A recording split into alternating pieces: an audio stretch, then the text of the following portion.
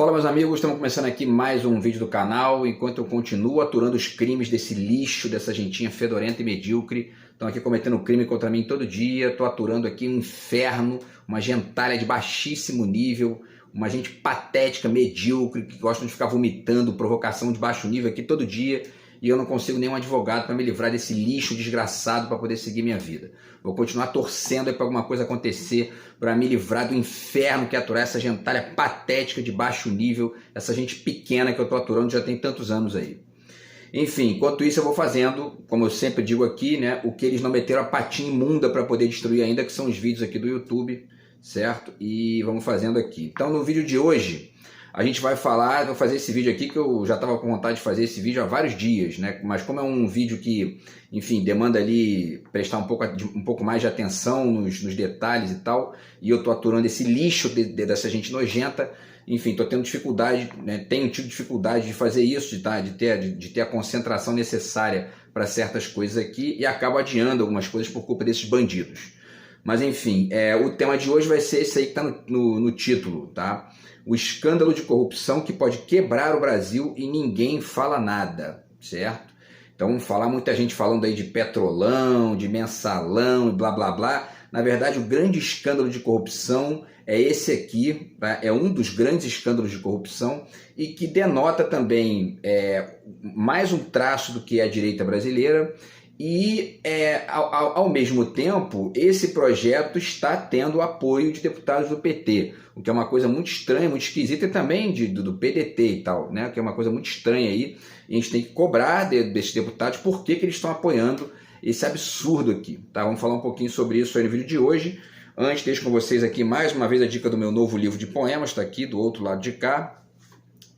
Quem quiser entrar em contato aí, o zap está na descrição do vídeo para ver se consegue furar o bloqueio desse bandido asqueroso aqui, dessa gente patética, para ver se eu consigo vender os meus livros aqui, enfim, né? Não estou conseguindo nem ver as pessoas enfim, meus amigos aqui, que eu conheço há muito tempo, que estão aí, a minha rede de contato está sequestrada por esse lixo de gente, essa gente pequena e medíocre que eu estou tendo que aturar aqui, estão nesse inferno que não termina, tá? Mas enfim, o zap está na descrição do vídeo aí, quem quiser entrar em contato é só falar, beleza? Então, pessoal, vamos lá. O projeto, eu vou explicar primeiro o projeto, depois falar um pouquinho sobre a votação que teve no Congresso, que é uma coisa importante das pessoas acompanharem. Por quê? Porque é o dinheiro que você paga de impostos, né? E a direita adora ficar aí vomitando que tem imposto demais, tem que diminuir o imposto, etc. e tal. E esse projeto é de autoria do José Serra, certo? Então é o projeto, é o PLP, que é um projeto de lei complementar. Já falei um pouco sobre isso aqui, né? Tem projeto de emenda à Constituição, projeto de lei complementar, etc. Tem uma hierarquia de leis ali, né? E eles estão tentando aprovar, já aprovaram no Congresso, falta só o Lula agora sancionar ou vetar o projeto, né? E existe uma campanha aí para poder que o Lula vete isso, porque é um escândalo assim, inacreditável, tá?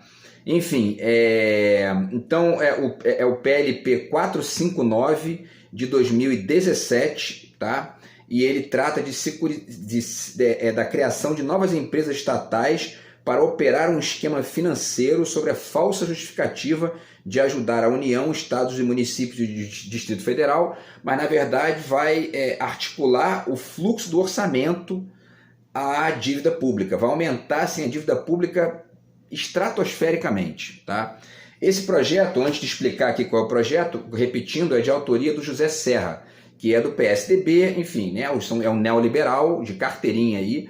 Quem quiser conhecer quem é o José Serra, A Privataria Tucana, tá aqui esse livro do Amaury Ribeiro Júnior, que explica aqui a quantidade gigantesca de crimes que foram cometidos pelo José Serra, Verônica Serra, né, que se não me engano é a filha dele, FHC, enfim, e toda aquela gente do PSDB, tá? Tá tudo aqui divulgado nesse livro aqui do Amaury Ribeiro Júnior, certo?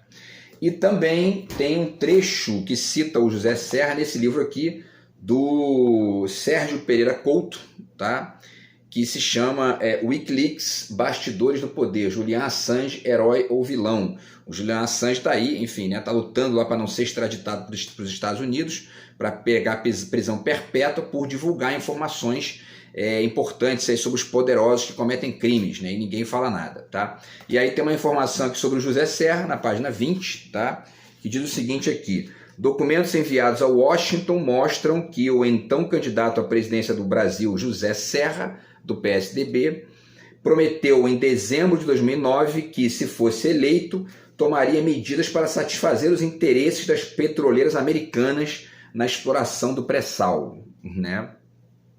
O serviço diplomático americano disse que previa a ascensão do Brasil como um fator importante no mercado de petróleo por causa das recentes descobertas. Então, quer dizer, o José Serra estava prometendo aqui para as petroleiras norte-americanas, Chevron, enfim, né, o petróleo brasileiro, né? Essa é a direita brasileira, né? É o complexo de Poodle.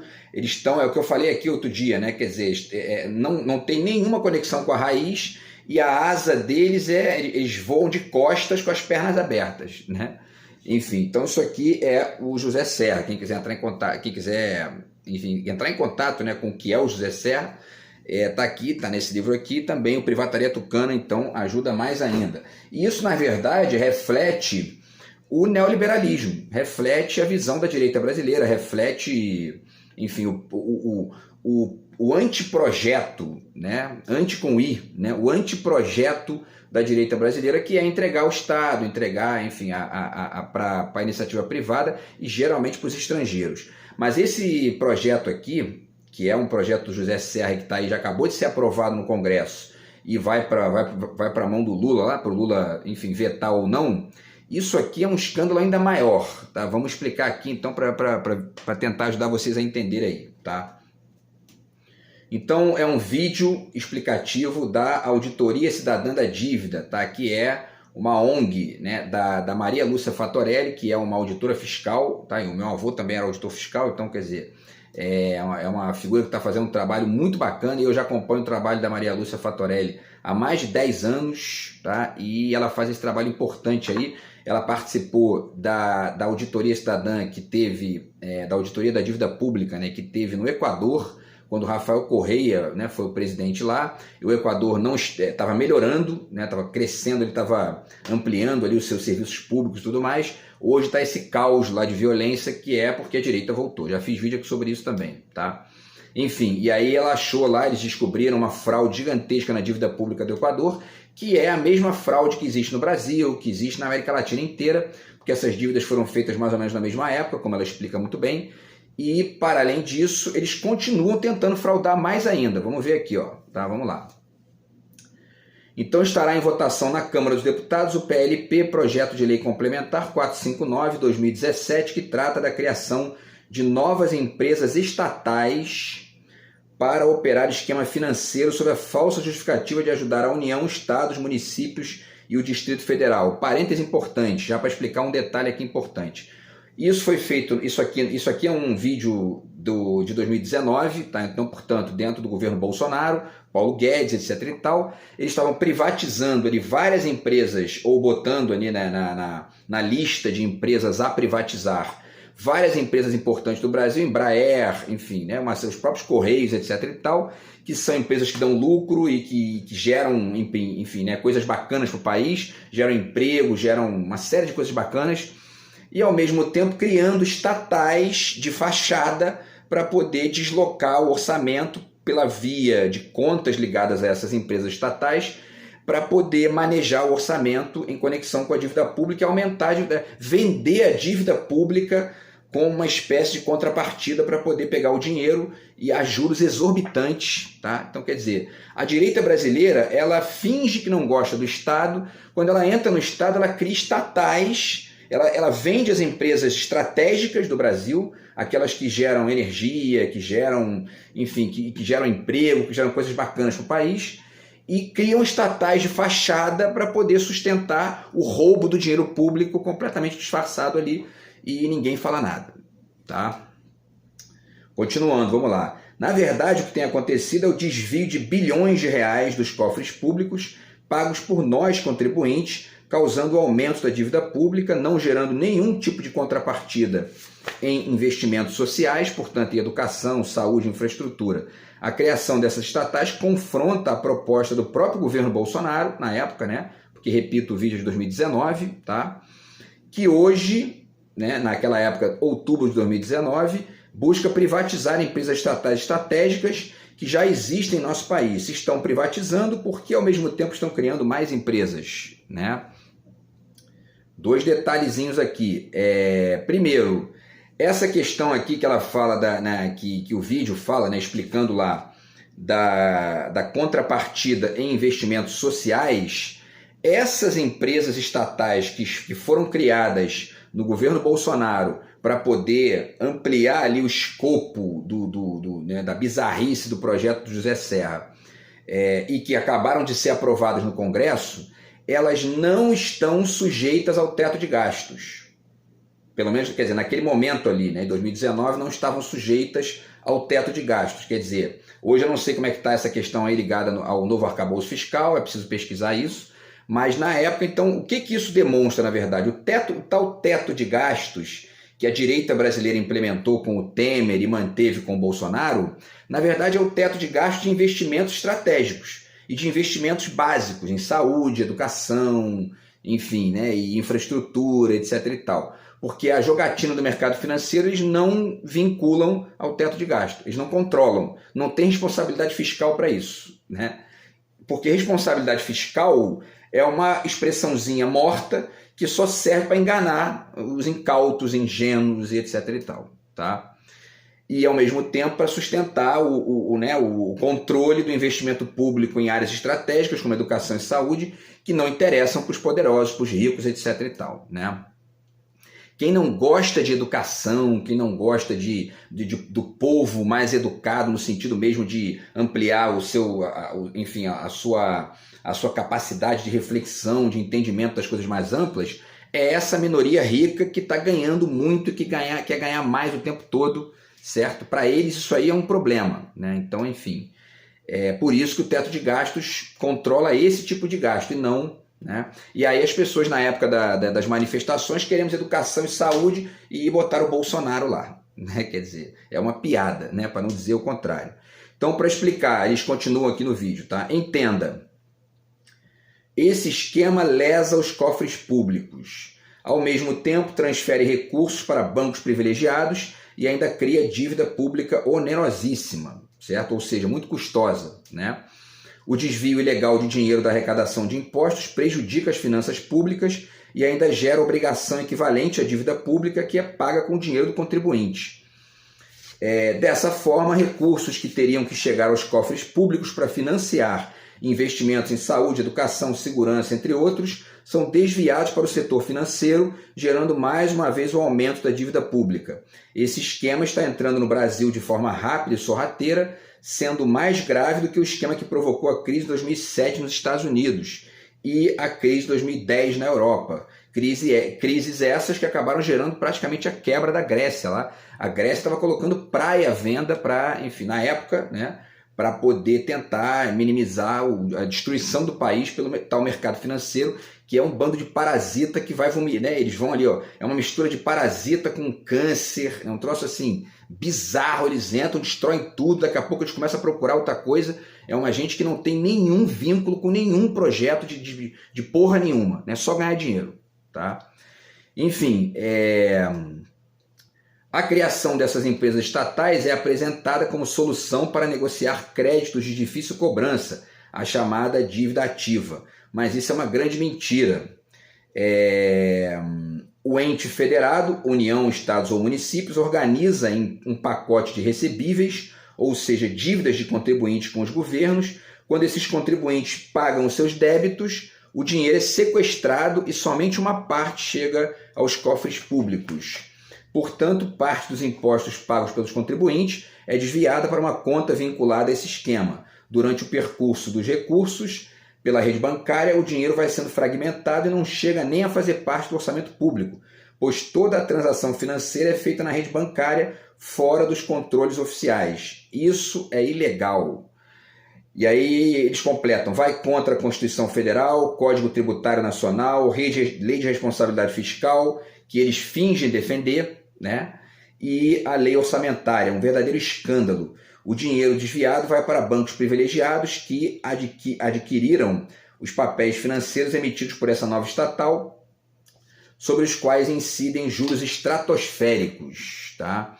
E aí, pessoal, só para comentar um detalhe aqui, tá? Quando eles falam que essas empresas estatais são apresentadas como solução para negociar crédito de difícil cobrança, né? Que é a dívida ativa, aqui está o macete da maracutaia, né? Quer dizer, eles enganam dizendo que isso aqui é para diminuir a dívida, né?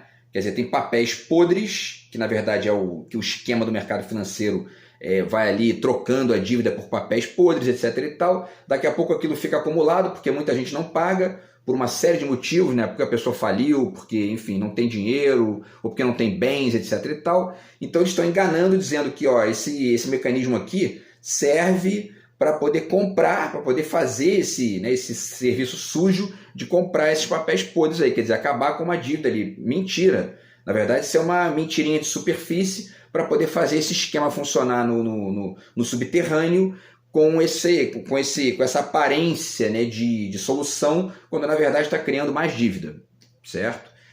Bom, vamos lá, para finalizar aqui, tá? Aí tem um exemplo, tá? Porque isso não é apenas algo que está aí para ser feito e nunca aconteceu. Já tem um caso aqui de um prejuízo gigantesco que eles geraram com isso aqui. Vamos lá. Esse tipo de negócio foi feito em Belo Horizonte e comprometeu o município com um rombo enorme nas contas públicas. O município de Belo Horizonte recebeu 200 milhões de reais e se comprometeu a pagar 880 milhões de reais, mais atualizações monetárias calculadas pelo IPCA e mais 1% ao mês sobre os 880 milhões. Os caras são tão pilantras, são tão lixo, que eles dão 200 a partir de uma promessa ou seja, de uma contrapartida ali, de uma promessa de 880, quer dizer, uns juros aí de 400%, né? E os juros, mais atualizações monetárias e mais 1% ao mês sobre os 800 e não sobre os 200 que eles estão emprestando. É um negócio inacreditável, assim, né? É realmente inacreditável. Bom, e aí ela finaliza aqui dizendo que em São Paulo uma operação semelhante também causou um rombo de alguns bilhões de reais. São Paulo, né, é governado pela direita quase sempre, né? A meta do PLP 459/2017 é estender esse rombo para todos os estados e municípios do país, caso esse projeto de lei seja aprovado. Quer dizer, vai começar a gerar dívida em todos os lugares, vai aumentar a dívida em todos os lugares, né? Por essa gente que fica vendendo aí que, responsabilidade fiscal, teto de gastos, a Dilma fez o quê? Fez pedalada fiscal? Tira ela com impeachment, né? Essa mesma gente nojenta que está fazendo isso aqui, né? E agora, de maneira muito estranha, com o apoio do PT, né? Isso é muito esquisito e a gente tem que cobrar um posicionamento melhor do PT em relação a isso. Nem que seja para justificar, a gente está fazendo isso porque tem a tal governabilidade, entendeu? Se a gente não fizer, a gente perde aí o apoio das prefeituras, porque tem isso também, né? As prefeituras e governos estaduais no Brasil são majoritariamente da direita, né? A direita certamente governa aí pelo menos 70%, talvez até mais aí das prefeituras e governos estaduais. Então isso pode ser uma jogada aí de não mexe nisso aqui que a gente aí continua apoiando você lá. Há que se ter um esclarecimento disso, porque inclusive tem vídeos aí do Lindbergh Faria indo contra, tem várias pessoas do PT que são contra, mas o PT votou majoritariamente a favor, inclusive Benedita da Silva, enfim, uma série de figuras aí que posam certo? Então tem que explicar isso aí, né? E ainda há a possibilidade do Lula vetar, tá? Para finalizar, vamos lá. Isso é um verdadeiro rombo aos cofres públicos, o sequestro de arrecadação tributária que não chega ao orçamento público e o pagamento oneroso por fora do orçamento é crime, né? E atualmente se multiplica através da criação desse tipo de estatais, que, repito, são essas estatais criadas aí pela direita para poder fazer papel de fachada, né? E é um negócio assim inacreditável, porque tem uns valores aqui que assim eles criam a estatal e tem uma taxa de administração que é de mais de 100 milhões de reais para administrar um negócio que não tem muito o que fazer, que inclusive é um negócio que não deveria nem existir, né? E quem mete a mão nesse dinheiro são os bancos, né? No caso aqui, por exemplo, de Belo Horizonte, o tal do BTG Pactual, que é um banco ligado ao Paulo Guedes, né? Enfim, para finalizar, a aprovação do PLP 459/2017 pode levar esse esquema de corrupção para todo o país. Já foi aprovado pelo Senado Federal, isso em 2019, tá? E agora está no plenário da Câmara em caráter de urgência. Já acabou de ser aprovado, tá? Não tendo passado pela Comissão de Constituição e Justiça, isso em 2019, não sei se foi depois, talvez tenha sido, né?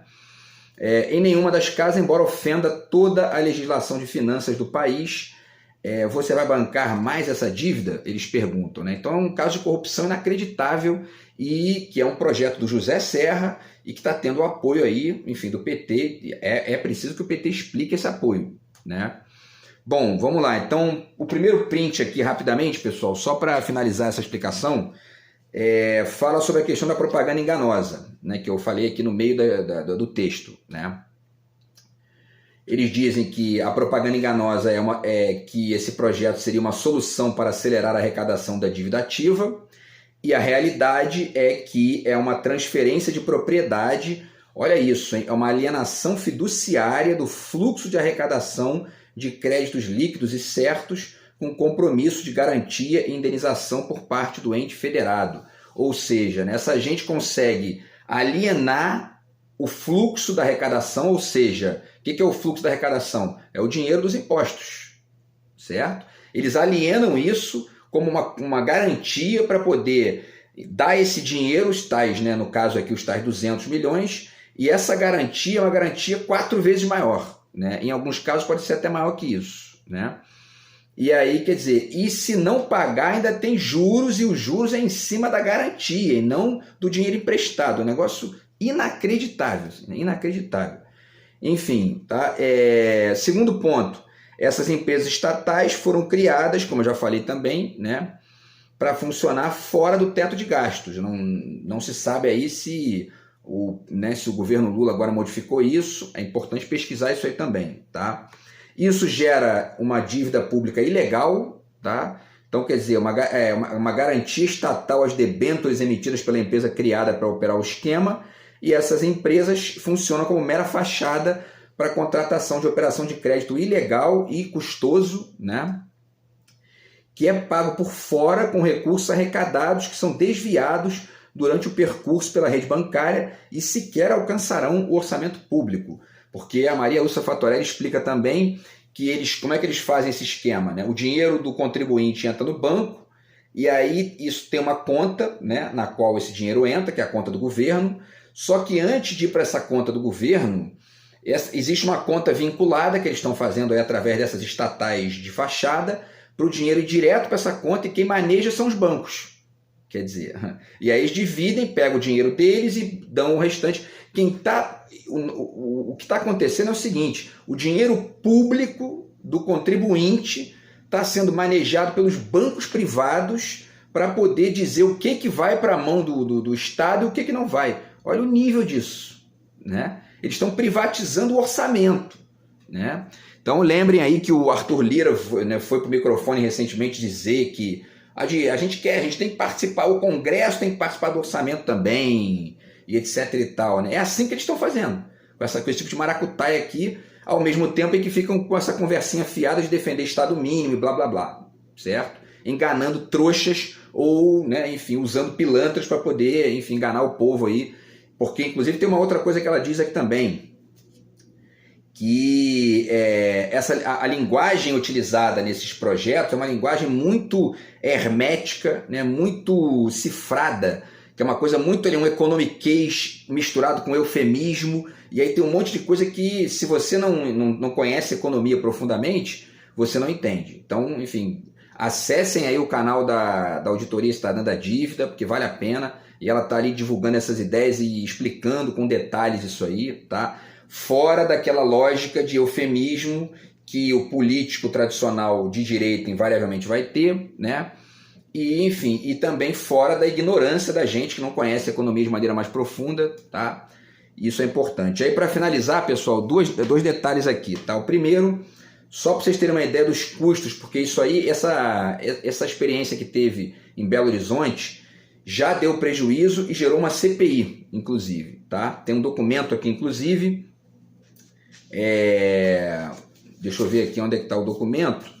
Tem um documento que o documento é de 17 de janeiro de 2018, que é um documento explicando ali a CPI que aconteceu em Belo Horizonte, tá? E que demonstra a fraude cometida e que envolveu o banco do Paulo Guedes, o banco BMG do BTG Pactual, tá? Então os valores são os seguintes, ó, 320 milhões de reais, 21 milhões referentes à taxa de estruturação, 184 milhões de taxa de administração, né? Um negócio que é totalmente dispensável, 184 milhões de reais, que vai para a mão do banco a custo de nada, né? A pretexto de nada, certo? Enfim, tá, pessoal? E aí, para finalizar, tem um link aqui que ela explica também, tem um link do... Deixa eu ver aqui o que falta, tá? Sim, só para finalizar aqui também a questão da votação, tá? Já foi votado no Congresso agora no dia 4 de junho, foi aprovado com maioria esmagadora, 389 votos a favor, 59 contra e uma abstenção. É uma coisa meio curiosa ali, porque o único partido que votou totalmente contra foi o PSOL, né? O resto teve, enfim, o PT, por exemplo, a maioria votou a favor, teve uma deputada do PT que votou contra e teve alguns deputados do PL, do partido Bolsonaro, que votaram contra, ainda que a maioria esmagadora seja de direita, né, que tenha votado a favor, tá? Então é interessante pensar nisso aí, enfim. E o que mais aqui? Tá, deixa eu ver. Então aqui, eu vou deixar um link para vocês também do Sim de Receita, tá? Que explica aqui a questão dessa propaganda enganosa de superfície ali, tá? E por último, pessoal, tem uma última informação que eu queria trocar com vocês aqui, que é de um link da Maria Lúcia Fatorelli, e que ela explica o que vai acontecer agora, tá? Ela diz que, tá aqui o link que se chama, né, do dia 6 de junho agora, tá? Pressione Lula para vetar o esquema de securitização. Então diz, né, depois do vergonhoso resultado da aprovação na Câmara dos Deputados do PLP 459/2017, só resta apelarmos ao presidente Lula para que vete esse esquema fraudulento de desvio de tributos e outras receitas por fora do orçamento para pagar dívida pública gerada pelo esquema e que sequer é registrada como dívida, certo? E aí um último detalhe aqui importante, a Auditoria Cidadã da Dívida escreveu uma carta para o Lula pedindo, né, e que ele avalie a questão de maneira mais ampla ali, que vete isso, tá? E aí eles dizem o seguinte aqui, tá? Essa é a última informação aqui do vídeo.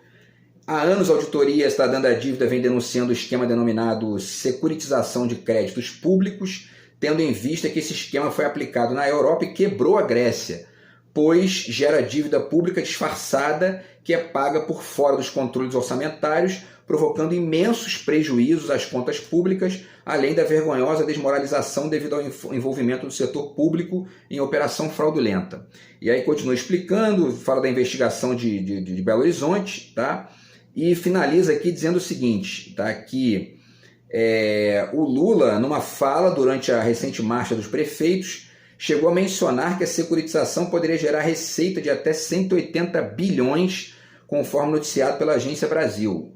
No entanto, finaliza aqui o documento da Maria Lúcia Fatorelli, para oferir tal receita, entes federados terão que entregar cerca de 800 bilhões de reais por meio da venda de parte de seu fluxo de arrecadação, que é o dinheiro já arrecadado e não os papéis podres que a propaganda diz, por fora dos controles orçamentários, como já fartamente comprovado por documentação que revela a concessão de garantias explícitas por parte dos entes federados e compromisso até de recomposição desse fluxo e até indenizações, né? Olha que inacreditável.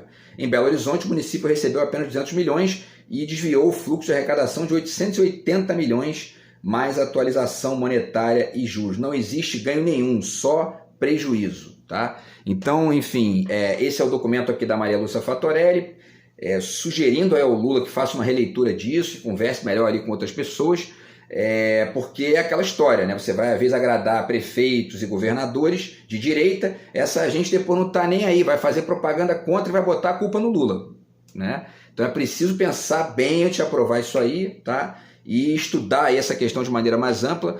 Isso é um escândalo de corrupção inacreditável, assim, né? É um negócio de bilhões de reais e transformando o fluxo de arrecadação em dívida. Quer dizer, essa gente vai quebrar o país, certo? Vamos continuar acompanhando aí. Grande abraço, a gente se fala no próximo vídeo. Tamo junto. Fui.